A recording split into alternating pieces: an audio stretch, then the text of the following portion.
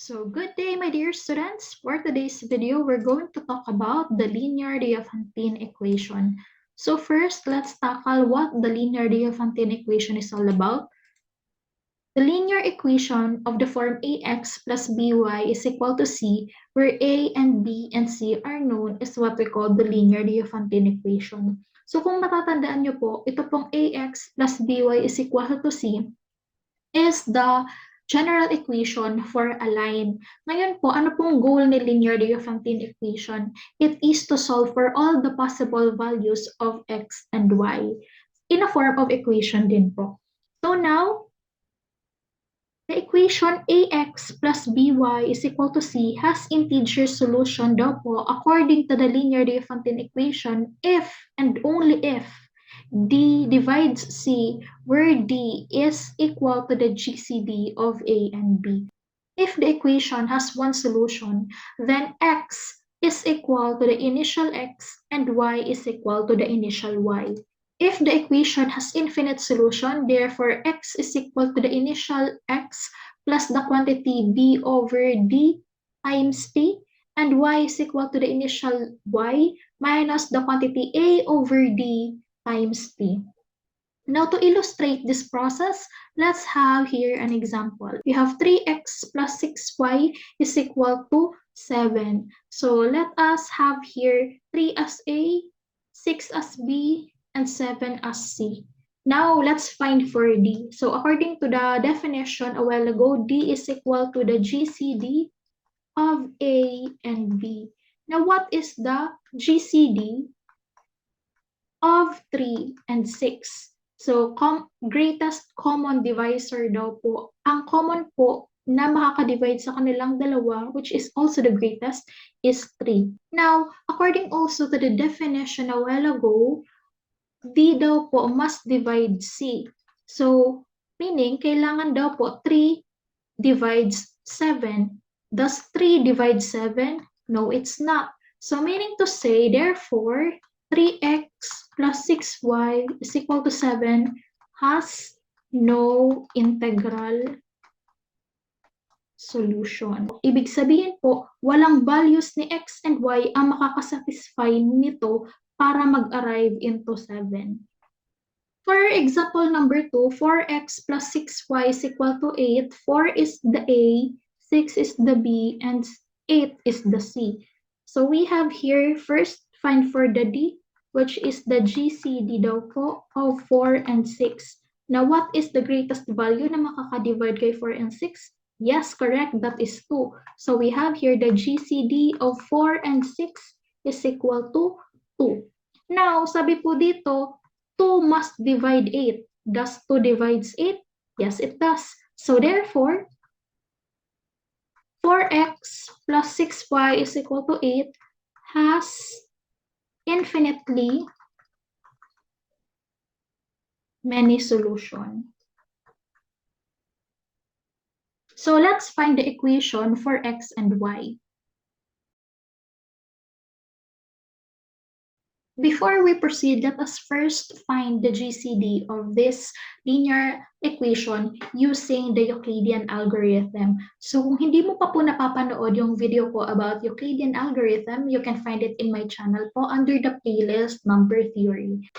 And don't worry, kasi po kung hindi nyo po mahanap, I will give the link in the description box of this video. To turn this into Euclidean algorithm, yung kakailangan lang po natin is si A and si B. So since si B po, si 6, ay mas mataas kaysa kay 4, ibig sabihin, isusulat po natin siya to the left of the equation. So we have here 6 is equal to 4.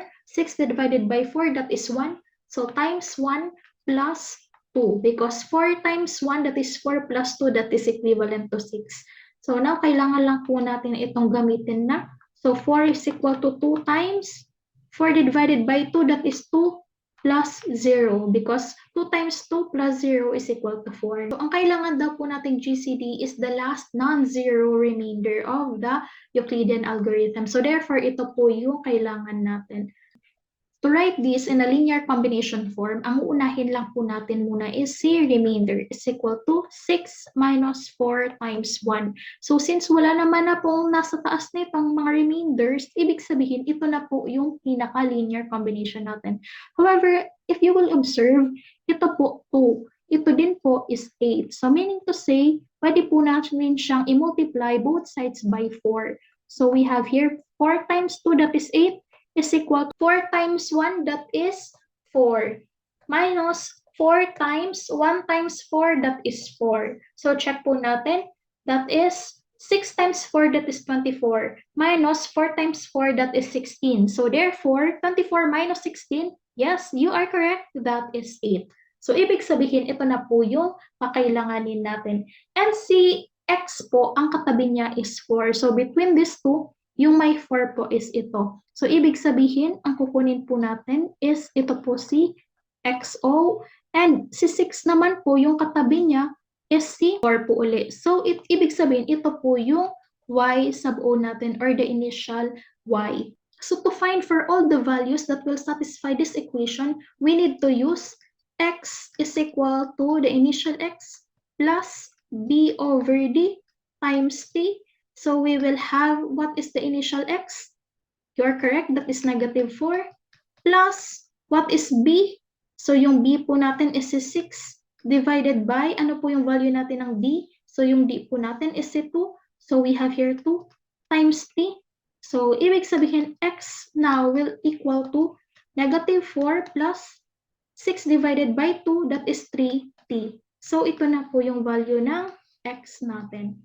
So for our value of y naman po, we have here y, or the initial y, minus the quantity a over d times t.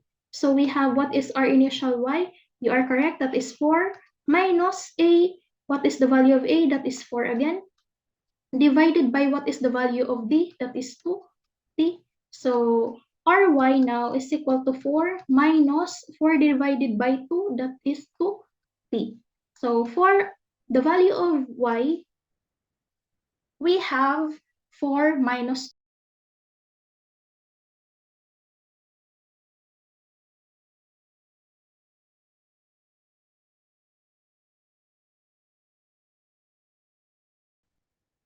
So to check po if our answers are correct, so change po natin, what if t is equal to 1 daw po? So that will give us x is equal to negative 4 plus 3 times 1.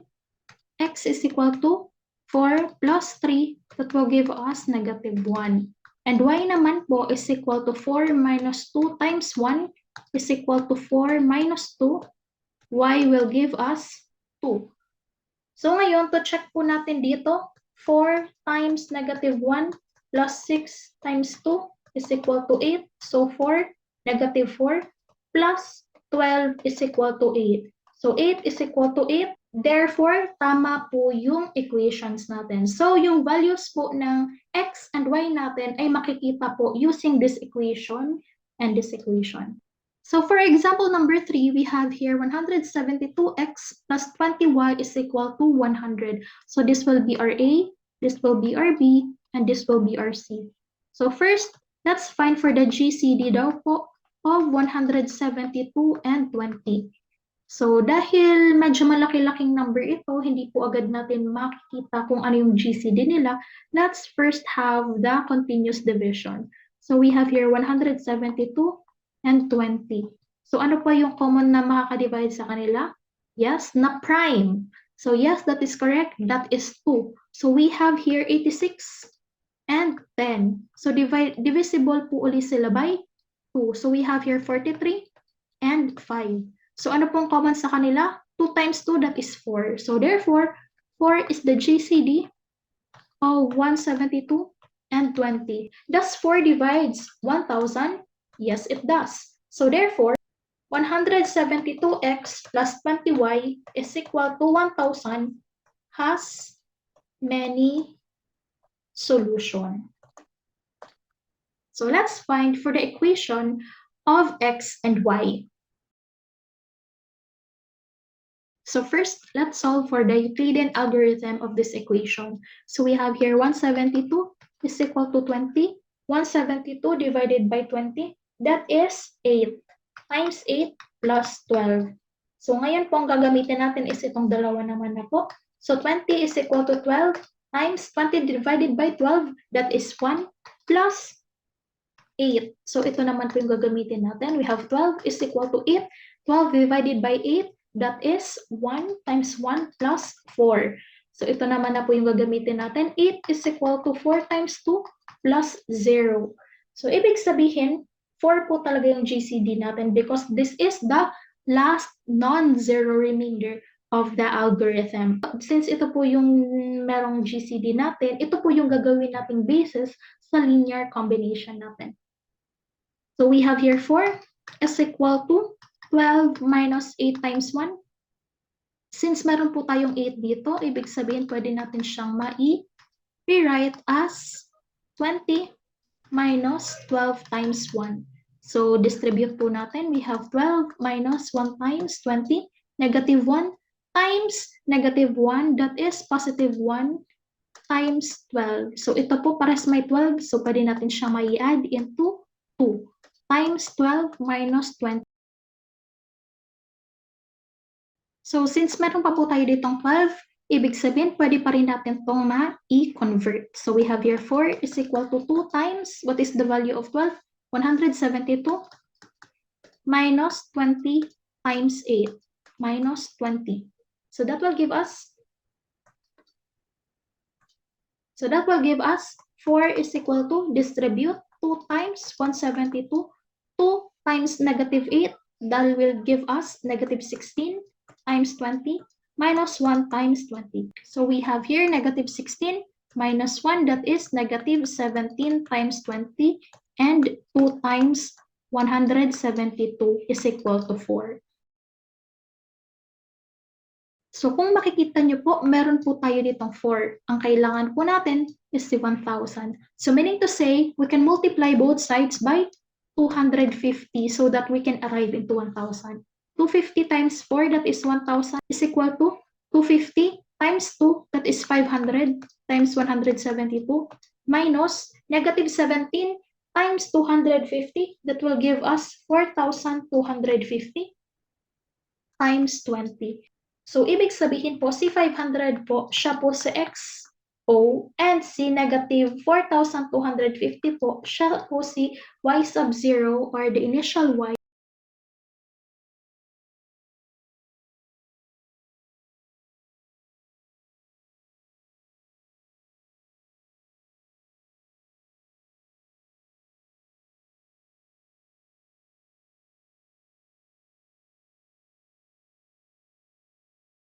Now, let's solve for the equation of x and y. So we have here x is equal to the initial x plus the quantity b over d times t. So we have here x. What is the value of our initial x? That is 500. Plus what is the value of b? That is 20. What is our d? That is 4. So 4 times t. So that will give us 500 plus 20 divided by 4, that is 5t. So that will be our x. So si y naman po, the initial y minus the quantity a over d t. So that will give us what is our initial y, that is negative 4,250 minus what is the value of a, that is 172 over what is our value, the value of our d, that is 4 times t. 172 divided by 4, that is negative 43 t is equal to negative 4,250. So, ito na po yung value natin by y.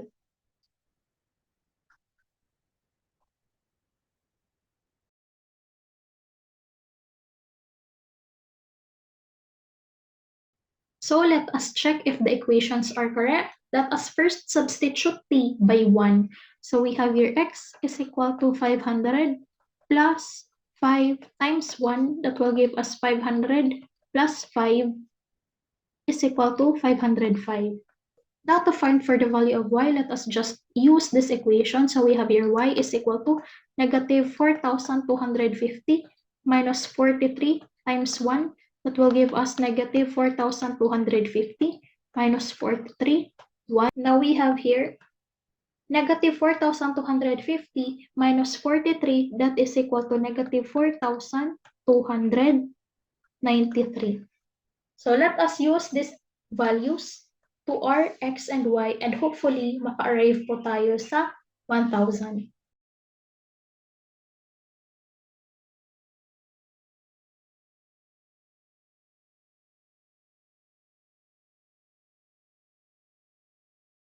We have here 172x plus 20y is equal to 1,000. 172, substitute the value of x, which is 505, plus 20 times what is our value of y? Negative 4,293 is equal to 1,000. 172 times 505, that is 86,860, plus 20 times negative 4,293, that is equivalent to 85,860, which is equal to 1,000. Now, 86,860 minus 85,860, that is 1,000, which is also equal to 1,000. So, nag-equal po sila. Therefore, our values or our equations for x and y are correct. For our example number 4, 5x plus 18y is equal to 48. We have here 5 as the A, 18 as the B, and 48 as the C. So first, let's identify the GCD or the letter D of this example. So D is equal to the GCD of 5 and 18, which is also equal to what is the only number that can be divided to 5 and 18, that is only 1. So the GCD of 5 and 18 is 1. So since 1 divides all of the numbers, so meaning to say 1 divides 48 also. So therefore, ang conclusion po natin dito, 5x plus 18y is equal to 48 has only one solution. Now let's proceed to the Euclidean algorithm. So we have here 18 is equal to 5 times 18 divided by 5, that is 3 plus 3. So ito naman po yung gagamitin natin. 5 is equal to 3 times 1 plus 2. Ito uli yung gagamitin natin. 3 is equal to 2 times 1 plus 1. And 2 is equal to 1 times 2 plus 0. So since ito po yung last non-zero remainder po natin, ito po yung gagamitin natin sa linear combination natin.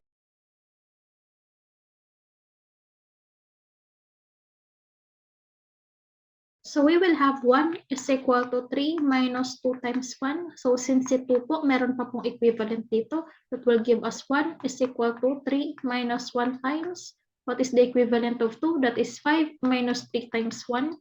Now, let's distribute 1 to the 5 and negative 3. So that will give us 1 is equal to 3 minus negative 1 times 5, that is negative 1 times 5. Negative 1 times negative 1, that is positive 1 times 3. So that will give us 1 plus 1, that is 2. So we have here 2 times 3 minus 1 times 5. So that will give us, so since meron pa po tayo equivalent dito kay 3, pwede pa po natin siya magamit dito. So we will have 1 is equal to 2 times the quantity 18 minus 5 times 3 minus 1 times 5. So we have here 1 is equal to 2 times 18, 2 times negative 3, that is negative 6 times 5 minus 1 times 5. Negative 1 minus negative 6, negative 1 minus 6, that is negative 7. So we have here 1 is equal to 2 times 18 minus 7 times 5. So, hindi pa po dito natatapos yung process natin. We need to multiply both sides by 48 kasi yung C po is 48. Yung goal po natin, ito po, maging 48 itong side na to. So, that will give us 1 times 48, that is 48 is equal to 48 times 2, that is 96. Times 18 minus negative 7 times 48, that will give us negative 336 times 5. Di ba po kung maaalala nyo, in our definition, if the GCD is 1, meaning to say, our initial x is our x and our initial y is our y. So, since dito po sa original equation po natin, si 5 po katabi siya ni x, meaning to say, ito po yung initial x natin, which is also our x. And ito po, 18, katabi niya po si y, meaning to say, ito po 96 ang initial y po natin, which is also our y because our GCD is 1. So, given that we have x is equal to negative 336 and y is equal to 96, meaning to say we can substitute these values to this equation to give us 48. So we will have 5x plus 18y is equal to 48. What is our value of x? That is negative 336. Plus 18, what is the value of our y? That is 96. Must be equal to 48. Now let's distribute. 5 times negative 336, that will give us negative 1,680 plus 18 times 96, that will give us 1,728, which must be equal to 48. Now, 1,728 minus 1,680, that will give us 48. So, we arrived on the correct equation. Nagbalance po ang ating left side sa right side, meaning to say, our values of our x and y is correct. So that's it for today, my dear students. If you still have questions, please don't hesitate to comment down below. If you find this video helpful to your number theory subject, please like and subscribe to my channel. So I'll see you next time. Bye!